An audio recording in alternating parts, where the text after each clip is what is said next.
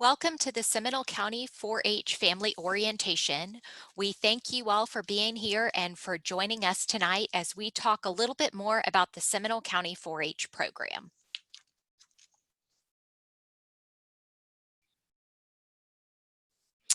There are a number of different opportunities in 4-H, and we are going to dive deeper into those tonight. Here is a snapshot of some of the youth who are currently involved in our program. And before we get started, we just want to go over a couple of housekeeping items. So if you are having any trouble with your audio, next to your microphone where it says mute and unmute, there is a little up arrow or a caret. Click on that if you need to adjust your audio settings at any point in time throughout the Zoom webinar. Also, there is a chat function as well as a Q&A function at the bottom of your screen.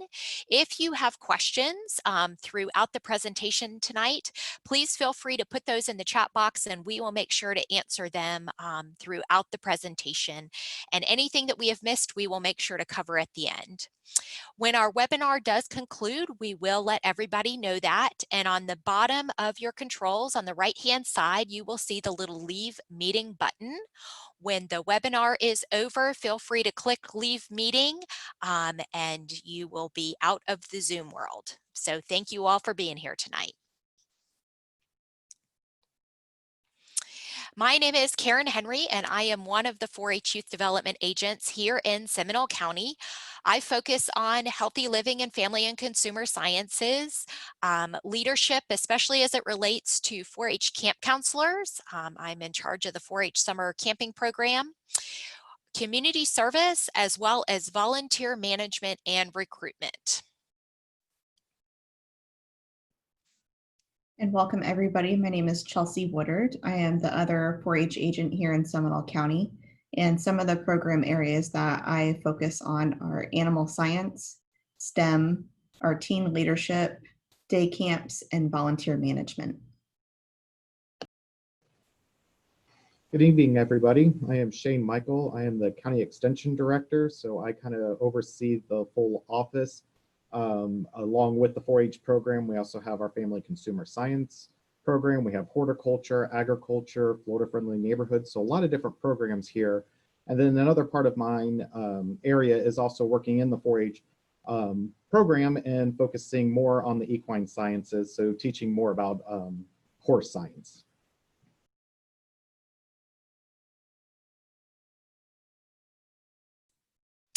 So for those of you that may not be familiar with the 4-H program or have just a little bit of familiarity, 4-H is the largest non-formal youth development program in the country. We are volunteer-led and focus on hands-on learning that is age-appropriate. We are open to youth ages 5 to 18, so if youth are school age, they are welcome to join. And we are university-based, so we are connected to the land-grant university here in Florida, the University of Florida, through IFAS Extension, and that is one of the things that makes 4-H unique as opposed to other youth organizations, that university connection and resources.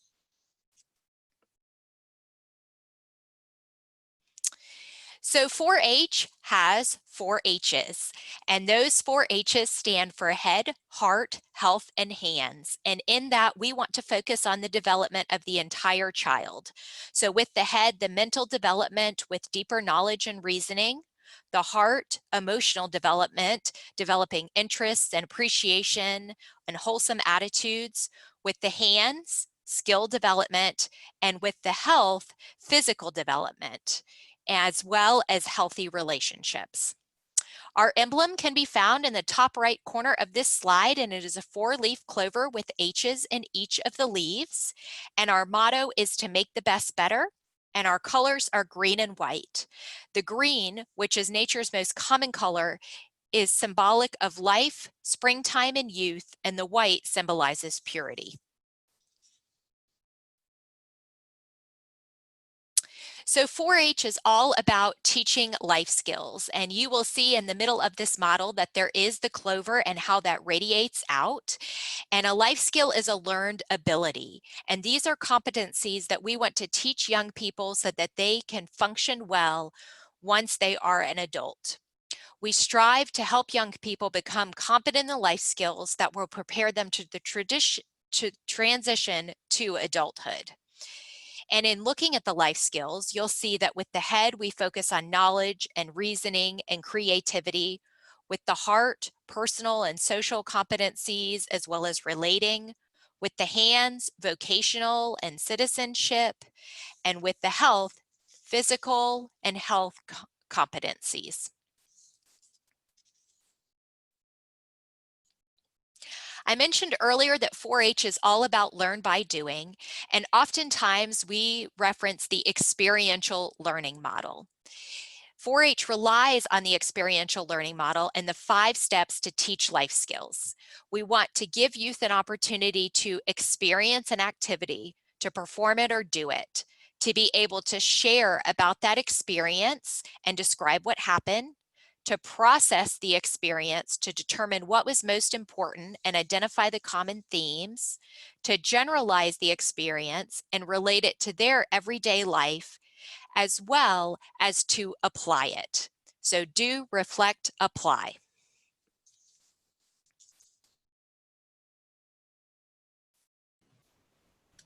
So next we're going to talk a little bit about the history of 4-H. So 4-H did begin in 1902 through those land-grant universities. In Florida, it began in 1909. In Seminole County, it developed in 1914 to the 1915 years. And 4-H was really a way for the researchers to share their new techniques. So what they were doing at the universities at the time is they were developing a lot of agriculture techniques, a lot of new ideas coming out, and they were having a hard time getting the farmers to buy into it. A lot of the farmers were questioning, why do I need you who went to college to get a degree to tell me something that has worked for me, has worked for my daddy, has worked for my granddaddy? We've always done it this way. So what they started doing is they went to the youth and said, okay, see if your dad will give you a little bit of acreage and let's plant some corn. And then we want you to go ahead and follow our techniques, and then we'll compare your acre of corn to an acre of your dad's corn. And what they actually found were the youth were out producing their parents on that area. And so 4-H kind of developed from that. So we actually had the boys joined corn clubs and the girls joined tomato clubs. And so today we've actually moved a little bit beyond the agriculture. While we still have our roots in agriculture, and for many people, if we ask them what does 4-H mean, we'll hear stuff like, oh, you have to own land. Oh, you have to own cattle in order to be on. You know, they talk about that it's the cow and plow. And that's not really the case anymore. We still offer a lot of those project areas, but we've moved into a bigger area and we find a variety of projects that engage the youth. We can basically find anything a youth is interested in and give them opportunities to learn and do, reflect, apply, as Karen was talking about. The other thing that has kind of morphed into this is we are a youth adult partnership. So what that means is the youth are just as much of the program as our adult volunteers. So while the adult volunteers are here in a supervisory supervisory role in making sure that everything is safe and secure for those youth, what we like to see is the youth are part of that planning and the implementing and working alongside the adults to create the opportunities that are interest to them.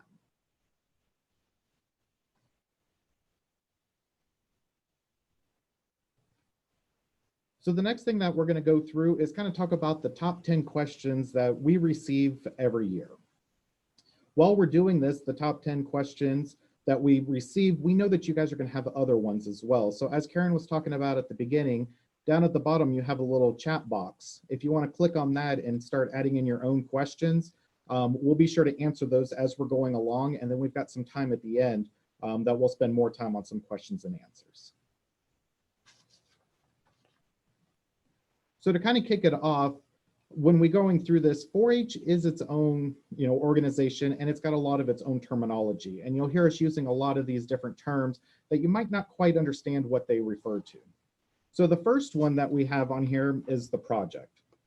And so what the project is basically, what is the focus going to be for the member in their 4-H year? So what are they going to be learning about? What are they going to be experiencing while they're going through it? So some of the examples might be sewing or cooking. animal science, raising livestock, riding horses, going through leadership and learning about leadership and citizenship, and so much more. The next term there is 4-H club. So each 4-H member will join a 4-H club that meets their needs. 4-H clubs are made up of at least 5 youth from 2 different families. The next thing there is the 4-H age groups. And so 4-H is broken up by age, as some project areas and some events and contests might need to be more age specific for different reasons. So we have the Clover Buds, which are our 5 to 7-year-olds. Our juniors are 8 to 10. Intermediates are 11 to 13. And our seniors are 14 to 18. And the 4-H age is determined by how old the youth was on September 1st of the current 4-H year. So for right now, if you're trying to determine your own youth, just think how old were they on Tuesday of this week? And that will be their 4-H year for the their 4-H age for the 2021 year. The next item on there is 4-H Online, and 4-H Online is our enrollment system. So when joining 4-H, the family will create a family profile and then enroll the children into their 4-H clubs as well as their projects. And then 4-H is also used to register members in many different events and contests throughout the year. And finally, 4-H Online is used to register volunteers and as a way for us to retain volunteer screening and background checks to ensure that we're following all Florida 4-H youth protection policies.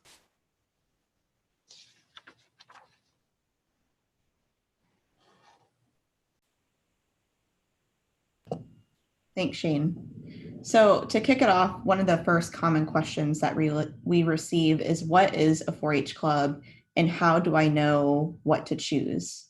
So to reiterate what Shane was speaking about, our 4-H members are between the ages of 5 to 18, and a 4-H club is a group of 5 or more youth that meet in the community at least once a month. These clubs are led by 4-H approved adult volunteers and are a great place for our youth to make friends and have fun. Many of the club meetings are focused on certain projects, so it's very important to, when considering a club, know what projects that they're doing for the year. Other things to consider when you're looking at choosing a club is the day and time that the club meets, the location that they meet at, and then if there are any age requirements to that club.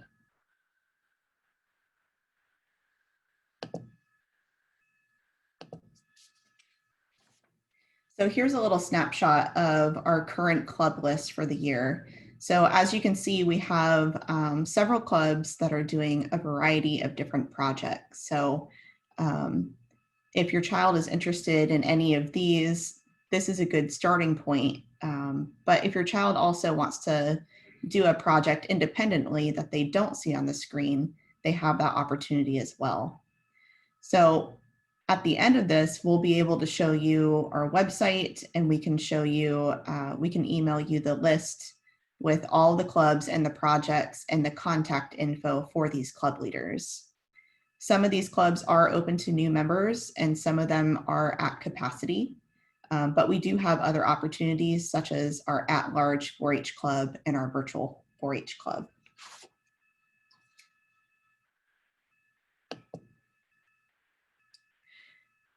Another common question we get is what to expect at a 4-H meeting. So our 4-H meetings are typically 1 to 2 hours, and these meetings include icebreakers and games, a youth-led business meeting, and then some type of hands-on educational program that pertain to the child's project. And our clubs, like we said before, typically meet once a month.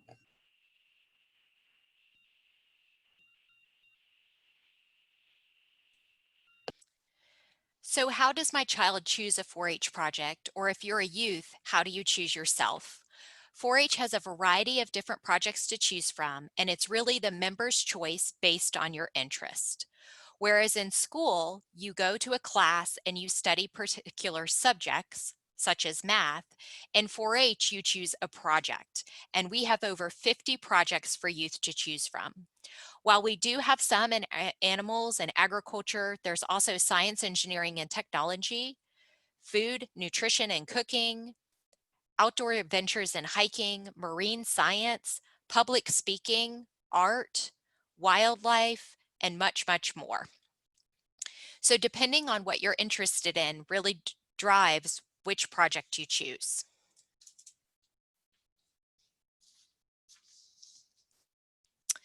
So how do you learn what to do in a 4-H project? So on the screen, you will see an example of different 4-H project books, some of which we mentioned. We have photography, pet pals, sewing, and hiking. Throughout the 4-H year, youth work through these books and set goals and keep records, in addition to participating in events and activities that relate to their 4-H project. After you decide what you're interested in learning about, there are adult volunteers and teen leaders that act as project leaders to guide you along. The goal is to be able to learn and have fun at the same time.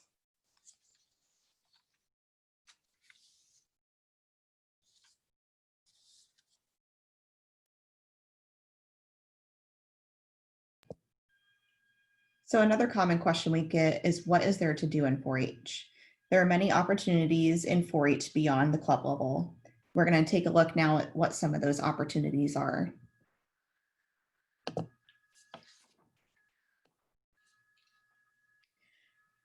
Here's a snapshot of just a few of the events, activities, and opportunities that we have for 4-H members throughout the year. 4-H has a number of different events and activities beyond the club level. Some of our county level events include Share the Fun, county events, and several community service projects. At the district level, we have competitions and 4-H summer camp. And at the state level, we have 4-H legislature, 4-H day at the Capitol, 4-H university, leadership adventure weekend, and intermediate state. Additionally, at the county and state level, we also have scholarships for our juniors and seniors in high school.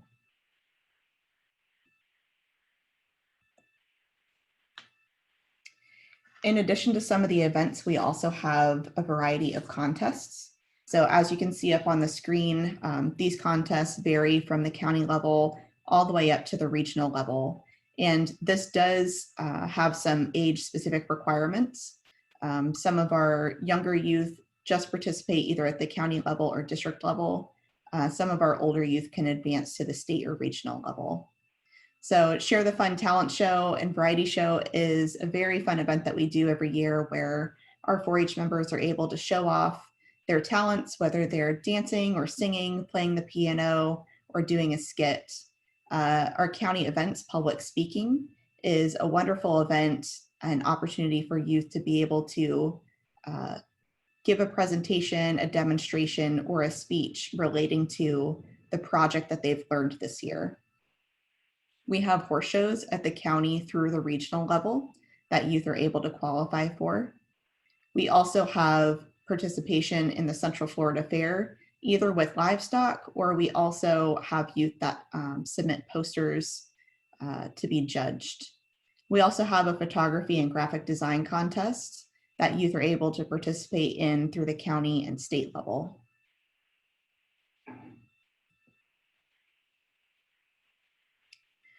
So another common question we have is, where can you find out all about these events and where are they located?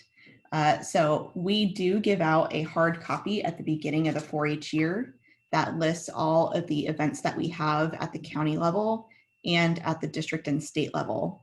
However, those events are all subject to change. So the best way to find our most recent events and the most accurate information is by locating our Google Calendar and checking that out. So we will send this link out to you so that you're able to take a look at what we have in the next couple coming months.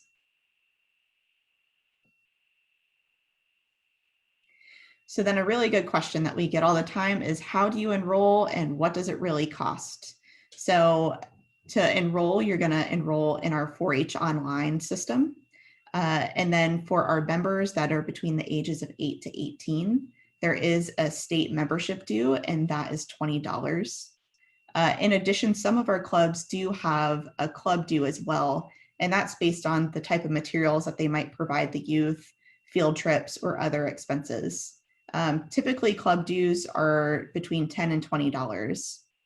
Additionally, whatever projects you choose, you may have expenses for that as well, as the materials are not provided by 4-H. However, our curriculum books for the projects are.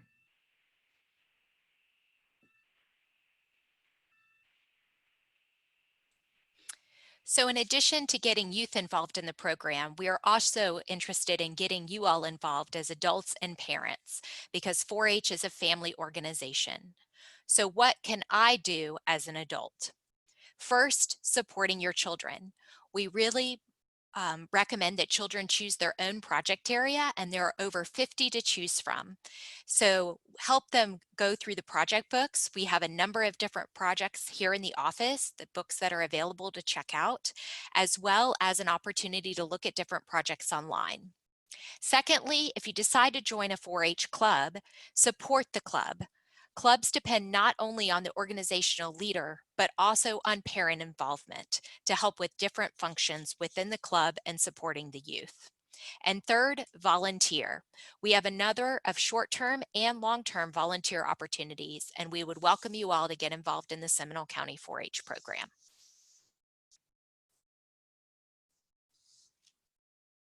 So how do I become a volunteer? First, decide how you would like to contribute. We have short-term experiences where it's maybe helping with an event and activity, as well as long-term experiences, serving in a project leader in a 4-H club or as an organizational leader for a club. Then enroll in 4-H Online. Within 4-H Online, there is an adult profile to complete that includes everything that you need for your volunteer profile. It also includes our online youth protection training and the information for background screenings, which is required. After the meeting requirements are all met, and in collaboration with us as the 4-H staff, serve. We'll help you find a place within our program.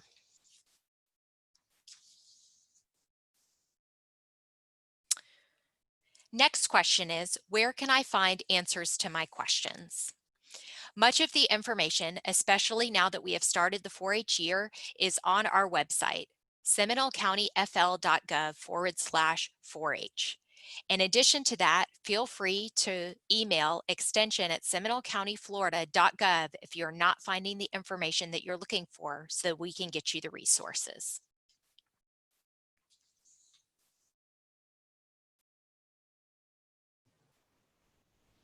Okay, so at this time, we're going to go ahead and start answering questions. Karen has been answering a lot of them in the chat box, but we'll review those to give some people some time if you would like to type any new questions in there. So one of the questions asked, do you need to be in the agriculture field to participate? And if not, how does 4-H relate to someone in the city? And so no, you do not have to do the agriculture field. Our roots are in agriculture, but we've expanded well beyond that and included more of the projects like Karen was talking about. And 4-H is a youth development organization open to everyone. So we, do not discriminate on anything. And the nice thing with 4-H is it's open to the whole family. So, if you've got daughters and sons, they can join the same 4-H club. So you're not having to do multiple meetings throughout. What is the age requirement for the youth council? And so that is open to all ages, 8 to 18 can join those. Clubs are represented, and usually they elect a representative or two to attend those meetings, but they don't have to be the only ones. You can certainly come to those meetings at any time. How has some of the group meetings changed since COVID has started? And so with that, we have moved to more online. A lot of our clubs are just kicking off. Our 4-H year starts September 1st and ends on August 31st. So they're just starting the beginning process now. A lot of them have moved to an online system. Will these slides be available? So yes, we are recording this session, and we'll be sending out the recording as well as the slides to the listserv.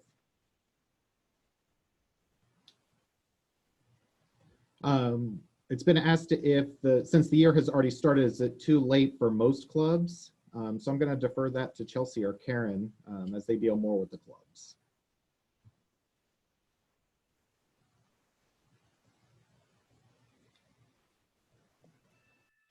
I'll take this one. So no, it's not too late. The beginning of the 4-H year just started, and we are welcome to new members. As mentioned previously in one of the slides, some of our clubs are at capacity already for the year. We do have some clubs that are taking a wait list, but then we do have others that are open. And as always, we're always open to starting up new clubs. If you're interested in volunteering, all you need is 2 adults that we can background check and 5 youth interested in starting a club.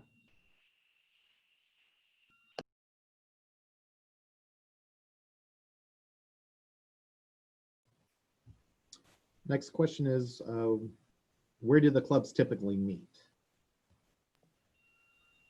I'll take this one too. Currently, our clubs are meeting virtually. Most of our clubs are meeting through Zoom or another virtual platform. When clubs are able to meet in person again, some of our clubs do meet here at the Extension office in Sanford. Some of our clubs that are related to equine science meet at private barns, which are typically in the Oviedo, Geneva, Chuliota area. And then we have others that meet in other places around the county, such as our local libraries.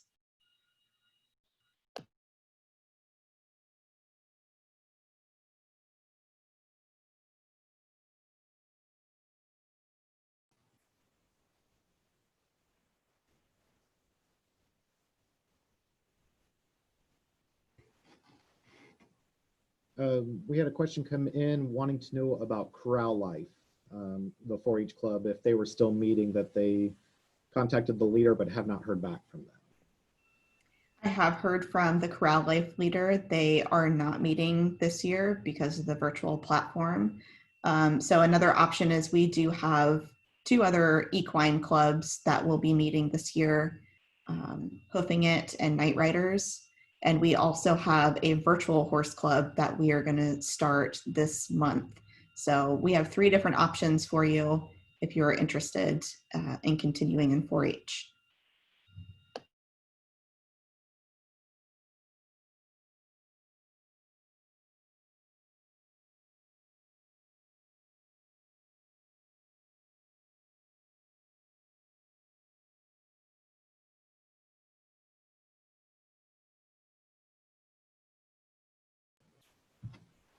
Next question is it possible to see the project book to view past projects and to look to see what might be interesting?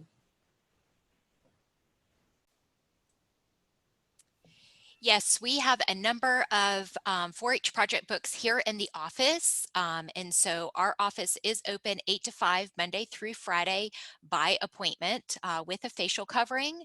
So we can send the list out. And then if there are particular project books that you are interested in looking at, we can pull those particular books to be able to flip through. Sometimes it's neat to be able to see the different activities within a given project area. So we will send out the project list along with the slides from the presentation and the recording early next week. And then if people would like to come by the office and make an appointment to look at the physical project books themselves to see what they're about, we would be happy to do that.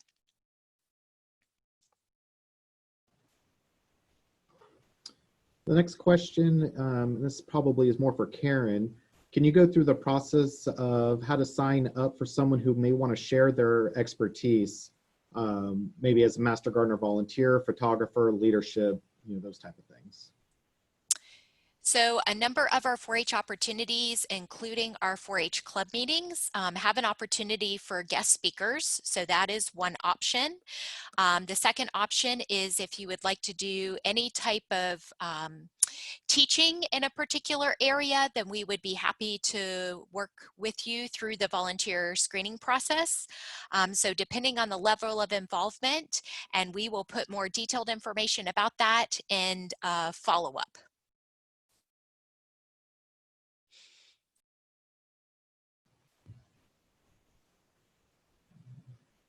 The next question is how would they go about making an appointment with you all?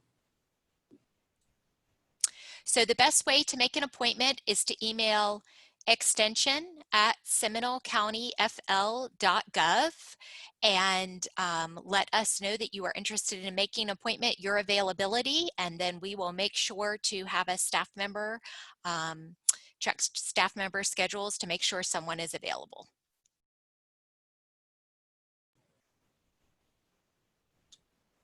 The next question is, are the projects listed by age, or are they grouped by age? So the project books are divided up by level. So with each particular project area, so as an example, gardening, there will be different levels. Now the younger levels are better for younger youth, but if it is youth who is new to the project, sometimes they might want to start on that lower level just to get the basic knowledge and information about a particular project area. So generally, projects are grouped by age, but also by level of experience. So if the youth has some knowledge or experience in a particular project area, they might want to explore a book that is a little bit higher level.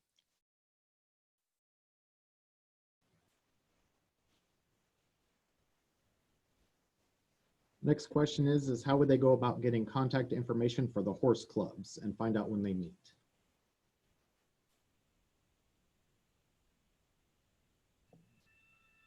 So early next week, when we have the recording of this session complete, we will email out our current list of clubs that are active. On that list, it will give the leaders information and contact info, and you'll be able to email them and see when their upcoming meeting is. We don't have any equine meetings scheduled until the end of September.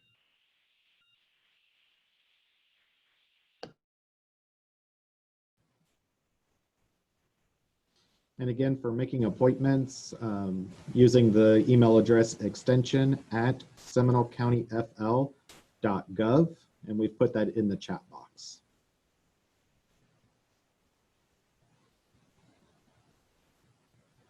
So the next question is, what tips would you give first timers, or to give first times that you wish someone had told you when you first started?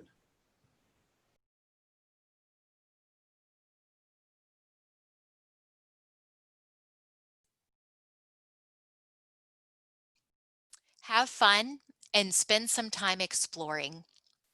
So there are a number of different project areas available in 4-H, as well as a lot of different events and activities.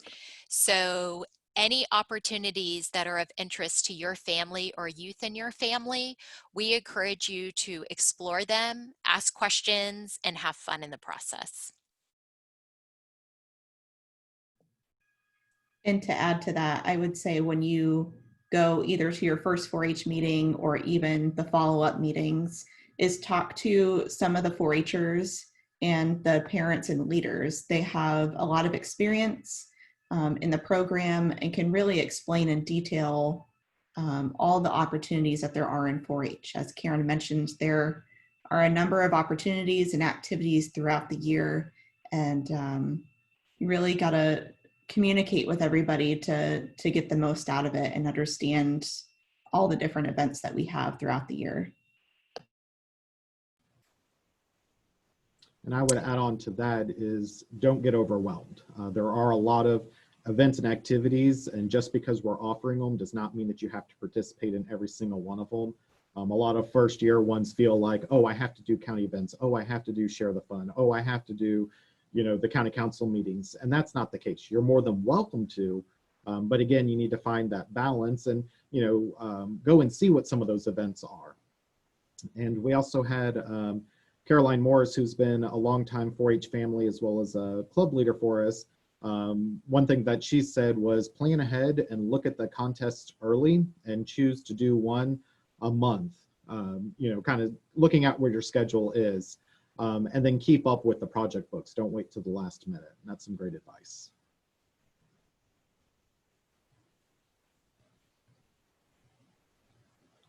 The next question asks, when are the dues due to be paid to the state?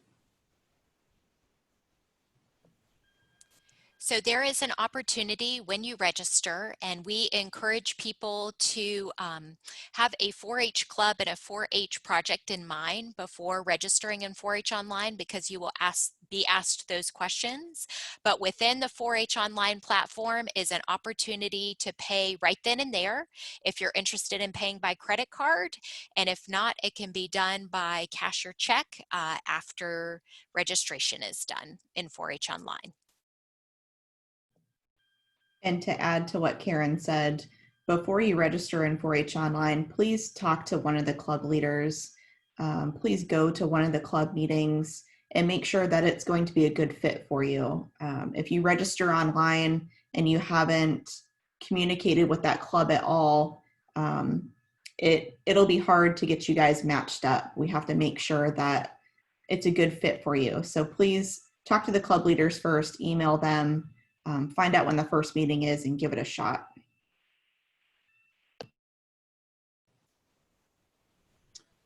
So the next question is, we have a 5-year-old who is a Clover Bud. Are there any STEM clubs available?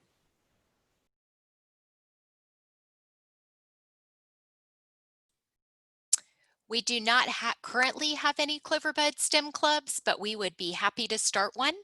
So if people are interested in that, then we would be happy to help families work through that process.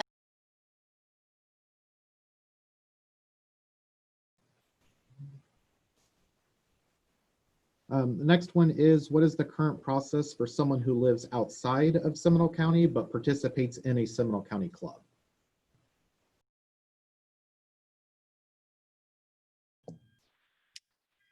So if we have somebody that wants to participate in a Seminole County 4-H club, but they live outside of Seminole County, they need to contact the 4-H agent.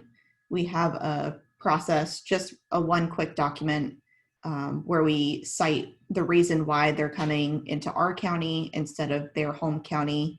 We have that signed off by both agents, and then we'll get them registered in 4-H online. All right, we'll take one more final question on here. Again, if you do have more, continue to send them in and we'll be able to answer those for you all a little bit later on, but we do have a little bit more to cover. So while that's getting set up, I'll ask the final question. We mentioned scholarships. Can you explain a bit more about what scholarship types are given and how many scholarships there are? Sure. So real quick, the scholarships that we have available for youth in our county, we have 4 scholarships that we give out on an annual basis to our juniors or seniors in high school. The application is usually live on our website in the springtime and are typically due at the beginning of May. We will do interviews after that and then select our winners. In addition, we have scholarships at the state level, and there are quite a variety of scholarships open to our 4-H members through that as well.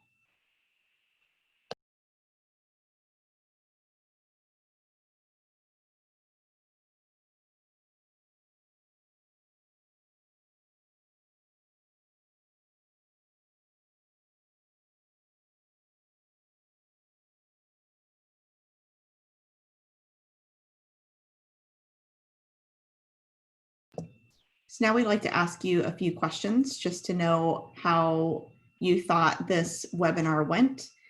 So the first question we would like you to answer honestly is, overall, how satisfied were you with the Seminole County 4-H Family Orientation Workshop? So you should have a poll that popped up on your screen.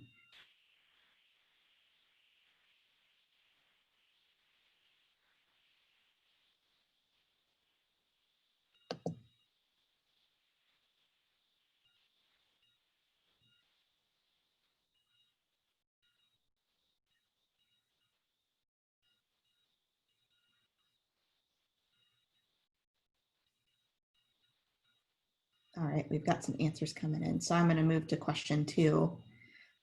We have a better understanding of Seminole County 4-H program.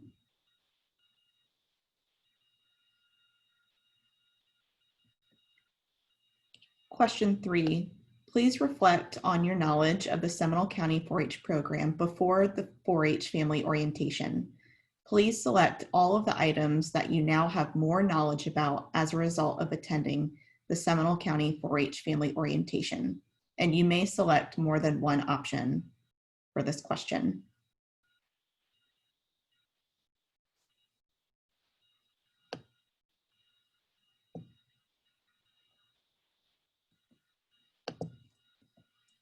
And our final question for the evening, to what degree do you plan to use the information that you learned tonight in the Seminole County 4-H family orientation?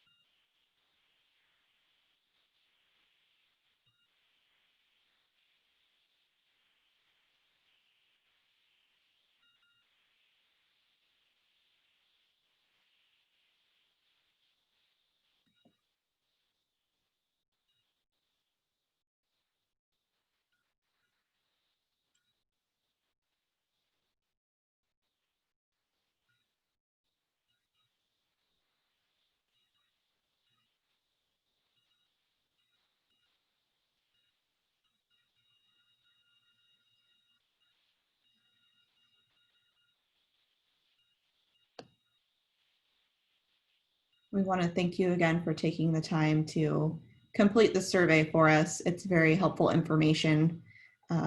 While you all are finishing up, if you have additional questions that you would like answered, please go ahead and put them in the chat box. And we also wanted to ask that if you would like to see some of the awesome things that our 4-Hers are doing or some of the opportunities that we have in the county, to please follow us either on Facebook or on Instagram.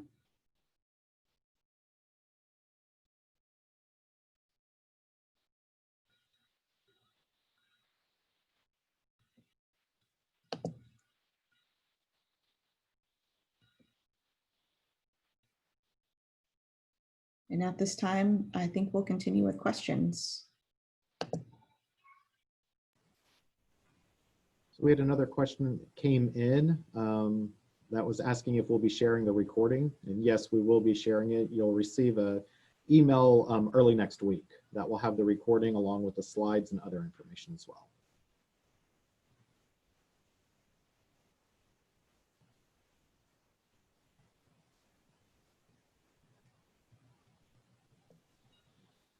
And again, thank you all for joining us. We'll hang on the meeting if anybody has any more questions, but this does conclude our presentation. So if you do not have any follow-up questions, you're free to head out. You can click the Leave Meeting button at the bottom of your screen. And we hope that you have a wonderful evening, and thank you all so much.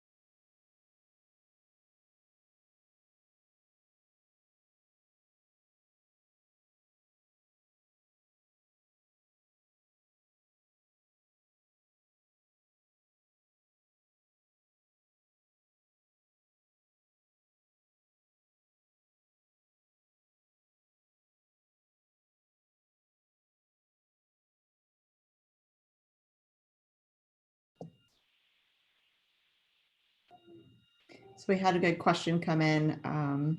If we send an email to the club leader, will they let us know when the next meeting is so that our kid can check it out? Yes. So if you send an email to the club leader, they will respond to you with when their next meeting is and the location for that meeting. All of our leaders are volunteers, so they are not Seminole County 4-H employees. So please give them a couple of days. They're also juggling COVID and homeschooling kids and everything else. So if they don't respond to you in a few days, reach out to us at Extension and we'll make contact to make sure you get that information.